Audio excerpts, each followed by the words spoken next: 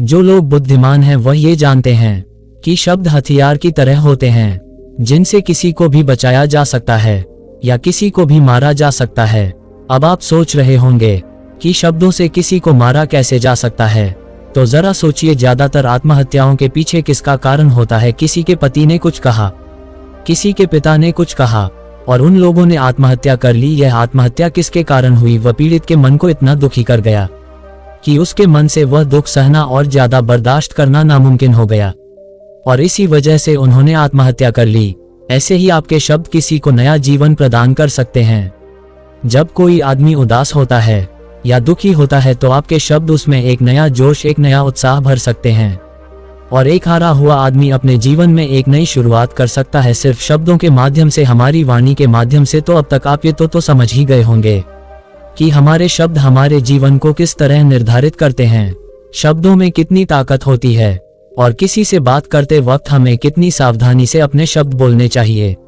आज जो बौद्ध कहानी मैं आपको सुनाने वाला हूँ उसमें आपको सीधे तौर पर कुछ ऐसे तरीके पता चलेंगे, कुछ ऐसी परिस्थितियां पता चलेगी जहां पर आपको हमेशा चुप रहना चाहिए। कुछ परिस्थितियों में अगर आप कुछ नहीं बोलेंगे तो वही आपके लिए सबसे ज्यादा बेहतर होगा। इससे पहले कि आप इस कहानी में खो जाएं, इस चैनल को सब्सक्राइब जरूर कर लें।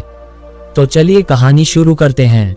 एक बार की बात है, एक युवा लड़का एक बार एक बौद्ध भिक्षु के पास पहुंचा। वह काफी परेशान लग रहा था और उसने बौद्ध भिक्षु से जाकर पूछा कि हे महात्मा, मैं अपने आप से परेशान हूँ, अपने आप से दुखी हूँ।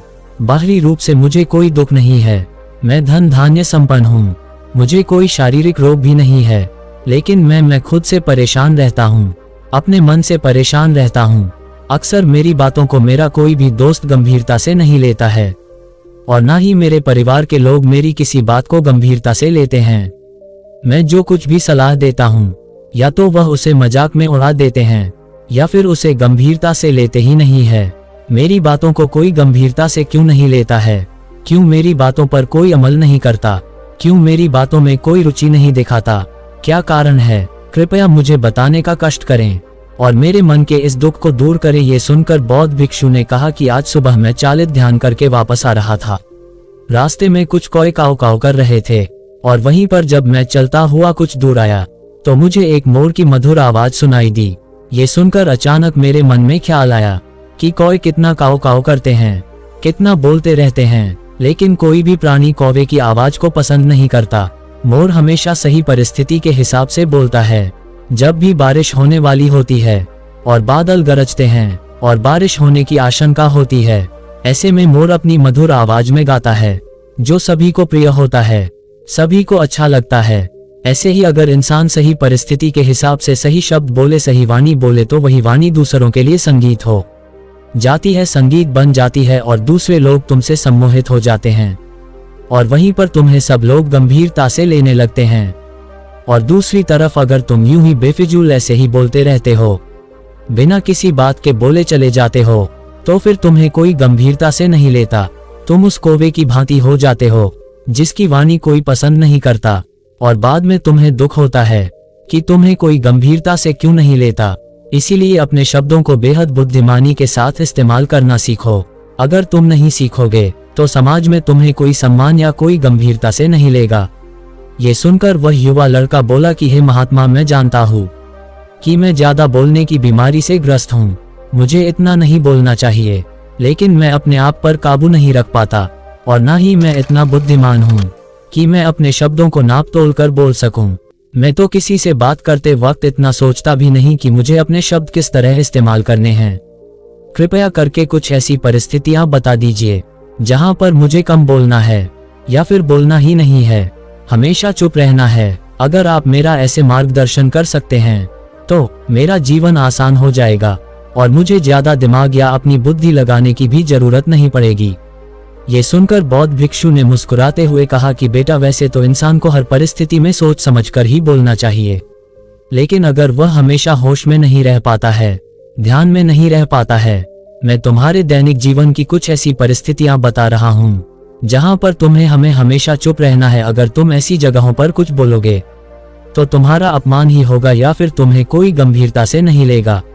सबसे पहली जगह है, या यूं कहे ऐसी परिस्थिति जहां पर इंसान को हमेशा चुप रहना चाहिए, वो है जब किसी ऐसे विषय के बारे में बातचीत हो रही हो जिसके बारे में आपको कोई जानकारी ही नहीं है, तो ऐसी परिस्थिति में व्यर्थ में बीच में टान अड़ाना, व्यर्थ का ज्ञान देना, आपको कुछ पता नहीं है लेकिन फिर भी आप अपना ज्ञान देने के लिए उत्सुक हैं, तो ऐसी जगह पर आपका अपमान ही होगा।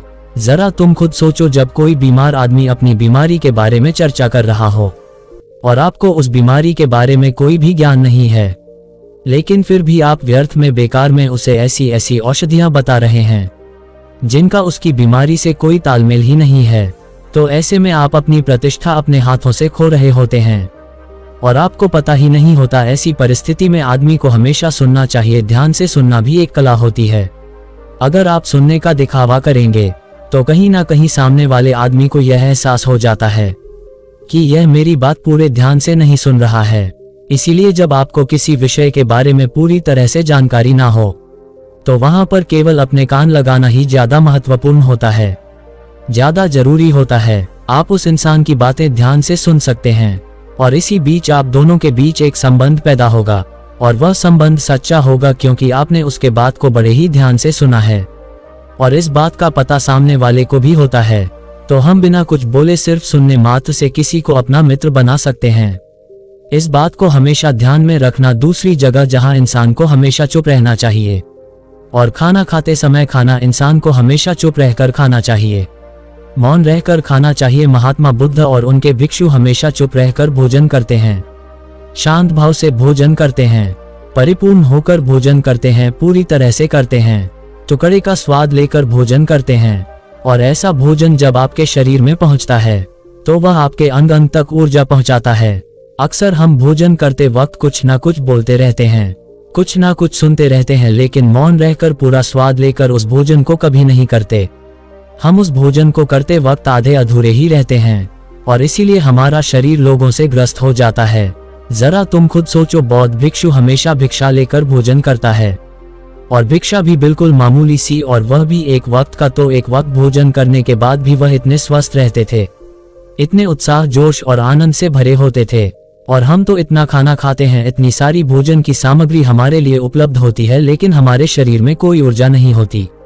इसका सबसे बड़ा कारण होता है कि हम अपना भोजन होश में नहीं करते हैं, परिपूर्ण होकर नहीं करते हैं, मौन रहकर नहीं करते हैं। इसीलिए अपना भोजन हमेशा मौन रहकर ही करो। तीसरी जगह जहां पर अगर आपने चुप रहना सीख लिया तो इसका मतलब यह है कि आपने अपने ऊपर विजय हासिल कर ली। जी हाँ, गुस्से में शांत रहना या चुप रहना इतना आसान नहीं होता है। अक्सर हम गुस्से से भरकर कुछ ऐसे शब्द या अपशब्द बोल जाते हैं जिसका पछतावा हमें हमेशा रहता है, लेकिन जुबा से निकला हुआ शब्द वापस नहीं हो सकता, उस शब्द को मिटाया भी नहीं जा सकता। अब वह जिंदगी भर हमारे दामन से जुड़ चुका है और वह गुस्से में बोला गया अब शब्द हमारे मन को समय समय पर बेचैन करता रहता है, दुखी करता रहता है। लेकिन गुस्से के वक्त चुप रहना सीखना भी एक बहुत बड़ी कला होती है। गुस्से में आदमी का अपने ऊपर काबू कहाँ रहता है, अपनी इंद्रियों को वश में कहाँ रख पाता है। इसीलिए इस कला को आप तभी सीख सकते हैं जब आप गुस्सा भी होश में रहकर कर पाएं। जब भी आपको गुस्सा आए, आपके दिमाग में सिर्फ एक ही बात आए कि मुझे चुप रहना है, मुझे किसी से कुछ गाली गलौज नहीं करना है, किसी को कोई अपशब्द नहीं बोलना है।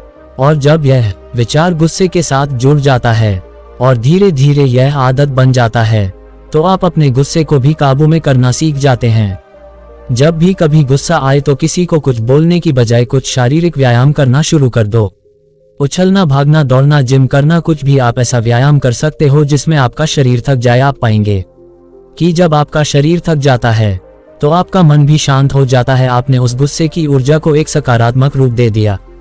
और यही बुद्धिमान व्यक्ति की पहचान होती है, जो दूसरों के तानों से भी अपना घर बना लेता है, अपनी कामयाबी के रास्ते निकाल लेता है। वही सच में बुद्धिमान आदमी है। जो जहर को भी दवा बनाकर इस्तेमाल करना सीख जाए, वही असली बुद्धिमान होता है। चौथी जगह जहां आप चुप रहेंगे तो आपके लिए वही सबसे ज्यादा बेहतर होगा। जब चार लोग आपस में बैठकर बातें कर रहे हो, कोई बैठक कर रहे हो, तो वहां पर जब चार लोग बात कर रहे होते हैं तो चारों लोग एक साथ तो बात कर नहीं सकते।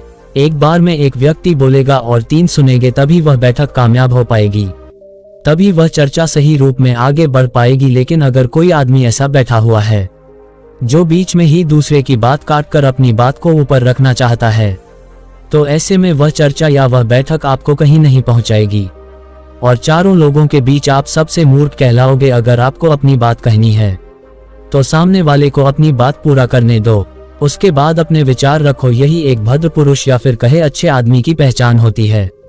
और आखिरी जगह, अगर हमारे माता पिता हमें कुछ कह देते हैं, हमारे बड़े बुजुर्ग हमें किसी बात पर डांट देते हैं या हमें थप्पड़ भी मार देते हैं, तो ऐसी जगहों पर आपका चुप रहना ही उनके प्रति सम्मान दिखाएगा, उनके प्रति आदर का भाव व्यक्त होगा। अगर आप उनके सामने उनका विरोध कर देते हैं, उनका प्रतिरोध कर देते हैं, तो वह गुस्सा तो थोड़ी देर बाद शांत हो जाएगा, लेकिन वह कही गई बात, वह विरोध किया हुआ शब्द या फिर कुछ भी उल्टा सीधा हमेशा आपके मन को सताएगा और आपके माता पिता को हमेशा यही लगेगा कि यह हमारी इज्जत नहीं करता, हमारी बात नहीं मानता, क्योंकि यह कमाने लग गया है, ये बड़ा बन गया है, ऐसी ऐसी बातें उठेगी, ऐसे ऐसे तंज कसे जाएंगे। इसीलिए ऐसी जगह पे आप मौन रहिए, चुप रहिए, कुछ मत बोलिए, अपने गुस्से को अपने अंदर ही पी लीजिए, कुछ व्यायाम कर लीजिए, भाग लीजिए, दौड़ लीजिए, आपका मन अपने आप शांत हो जाएगा।